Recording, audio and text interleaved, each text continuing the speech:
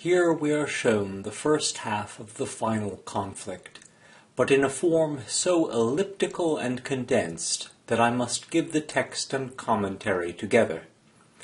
After the last trumpet sounded, we were shown a prologue in heaven between the dragon and the woman clothed in the sun, figuring how Rome slew Jesus and conquered Israel, putting the early church to flight. Now I stood upon the sand of the sea, and saw a beast rise up out of the sea, having 7 heads and 10 horns, and upon his horns 10 crowns, and upon his heads the name of blasphemy. The beast is Rome, which comes to assail Israel from across the Mediterranean Sea. Dürer shows it just as it clambers up the beach. The 7 heads are the 7 Caesars before Nero. The horns are foreign nations allied with Rome. The name of blasphemy refers to the various divine titles assumed by the emperors. And the beast which I saw was like unto a leopard, and his feet were as the feet of a bear, and his mouth as the mouth of a lion. And the dragon gave him his power, and his seat, and great authority. The beast is a composite creature, inspired by the 4 beasts of Daniel chapter 7. The animals represented there, as here, are 4 successive world empires. Rome is the heir of all the former global powers and incorporates their traits in a monstrous mongrelization. And I saw one of his heads, as it were, wounded to death, and his deadly wound was healed, and all the world wondered after the beast. The slain head, which Dürer shows giddily tilted back, is Nero, whose suicide was followed by widespread rumors of his return to life to resume power.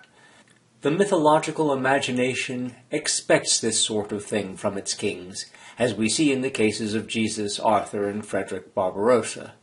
The sense here, however, might also be that every emperor is another Nero. The Hydra-like description of the beast might support the latter interpretation. The identification with Nero depends on, here is wisdom. Let him that hath understanding count the number of the beast, for it is the number of a man, and his number is 666. This is actually a kind of pun.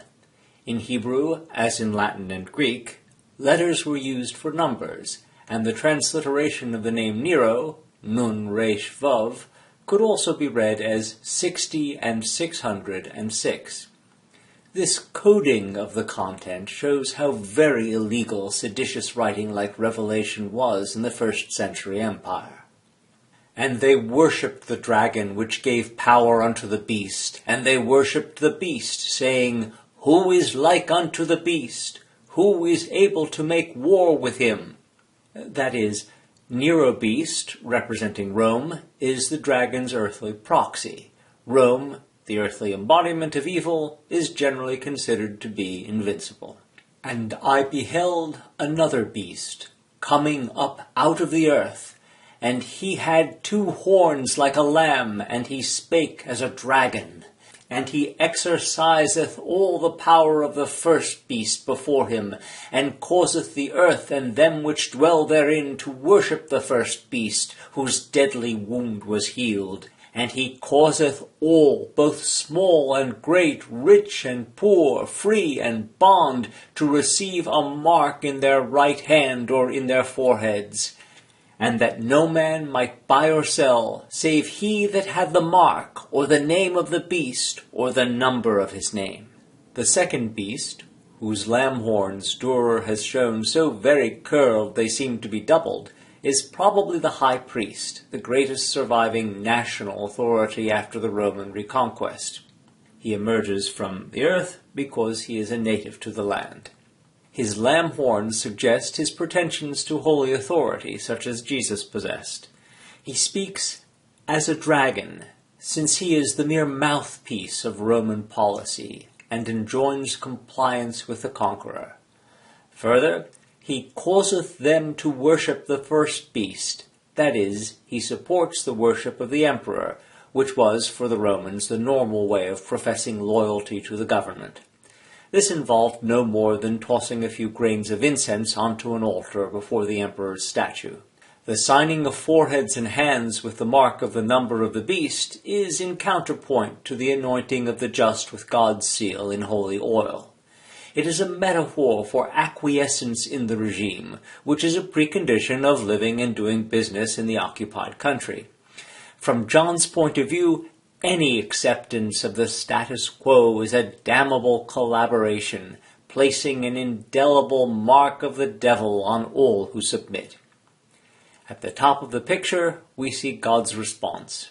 And I looked, and behold, a white cloud, and upon the cloud one sate like unto the Son of Man, having on his head a golden crown, and in his hand a sharp sickle.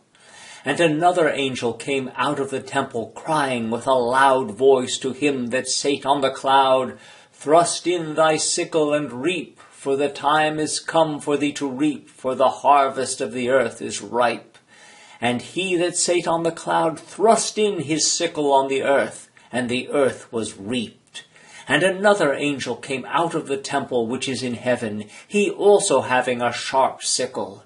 And another angel came out from the altar, which had power over fire, and cried with a loud cry to him that had the sharp sickle, saying, Thrust in thy sharp sickle, and gather the clusters of the vine of the earth, for her grapes are fully ripe.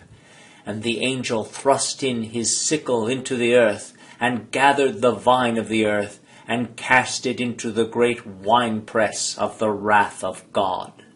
Thus is figured forth the sanguinary final battle between the partisans of the beast and of God. Rather than render Armageddon, Dürer has shown in the foreground the provocation offered by God's enemies and their dupes, and above, the terrible swift sword of God's ready reply. Dürer has made a static visual summary of the principles in play, and the only indication of what will happen when they meet is the rain of blood, not described in the text, falling on either side of the second beast. There are a number of angels described in the passages before us, but these are not precisely they. Rather, Dürer has drawn three, one adoring God, another bearing a sickle, the last with a sword, carrying the cross which is God's seal, and raising a sword against all who are sealed by the beast. These varied angels serve as much to balance the composition as to illustrate the scene.